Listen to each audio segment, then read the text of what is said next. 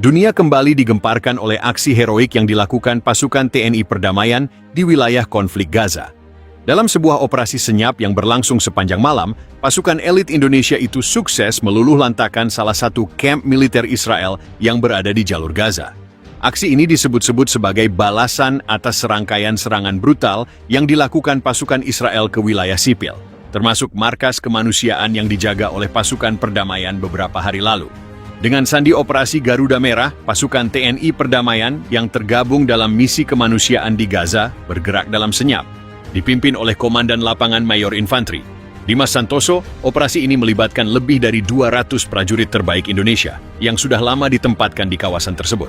Sekitar pukul 2 pagi dini hari waktu setempat, pasukan bergerak ke arah salah satu kamp militer Israel yang dikenal sebagai Camp Yarden, sebuah markas strategis yang menjadi pusat logistik dan pos komando pasukan IDF di bagian timur Gaza.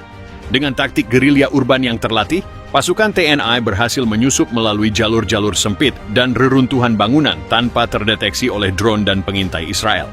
Dalam hitungan menit, mereka berhasil mengepung kamp tersebut dari berbagai sisi. Serangan dimulai dengan pelemparan granat asap untuk mengaburkan pandangan pasukan Israel yang berjaga, disusul dengan rentetan tembakan senapan serbu SS-2V5 dan peluncuran RPG ke arah pos penjagaan. Dalam sekejap, suasana berubah menjadi medan tempur. Teriakan panik pasukan Israel bersahut-sahutan saat TNI masuk ke area dalam markas. Tak sampai 1 jam, kamp militer tersebut berhasil direbut. Seluruh gudang amunisi dan fasilitas komunikasi dihancurkan.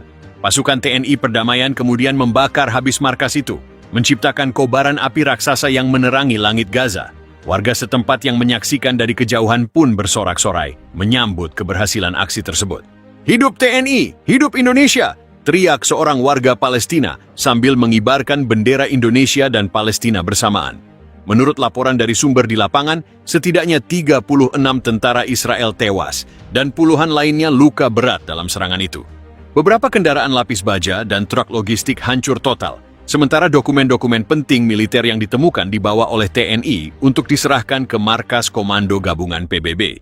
Juru bicara militer Israel di Tel Aviv dalam keterangannya menyebut kejadian ini sebagai insiden serius dan menyalahkan keamanan internal mereka yang kecolongan. "Kami akan membalas," ancam mereka dalam pernyataan resminya. Pasca kejadian ini, militer Israel meningkatkan status siaga penuh di seluruh wilayah Gaza. Drone-drone pengintai memenuhi langit, sementara sirene darurat terus berbunyi di berbagai pemukiman ilegal di wilayah perbatasan. Media-media Israel menyebut peristiwa ini sebagai tamparan paling memalukan bagi IDF dalam 10 tahun terakhir. Beberapa sumber intelijen menyebutkan, aksi TNI Perdamaian telah memukul mental pasukan Israel yang selama ini merasa tak tersentuh oleh kekuatan luar. Aksi bakar kamp militer Israel oleh TNI Perdamaian ini menjadi sejarah baru dalam misi kemanusiaan internasional.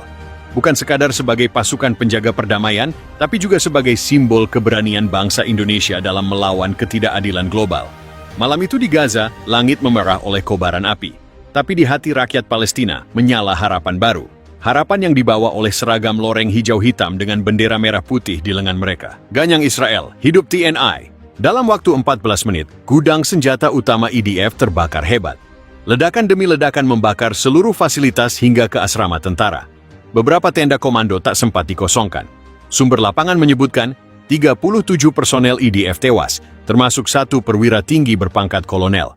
Pasukan TNI mundur dengan cepat, menyusuri lorong-lorong reruntuhan, membawa serta 2 sandera warga Indonesia yang sempat ditahan oleh IDF. "Kami tidak datang untuk mencari perang, tapi jika perdamaian diinjak-injak, kami tidak akan diam," ucap Letkol Wahyu, perwira lapangan TNI, sambil menatap ke arah reruntuhan kamp musuh yang masih menyala. Serangan ini mengguncang panggung diplomasi internasional.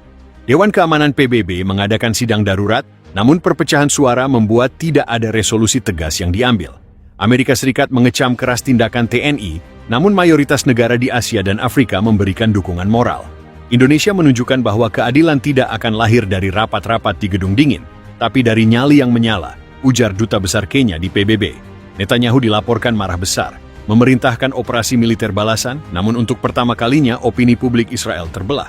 Ribuan warga Israel turun ke jalan di Tel Aviv, menuntut gencatan senjata dan menyebut kekalahan itu sebagai aib nasional.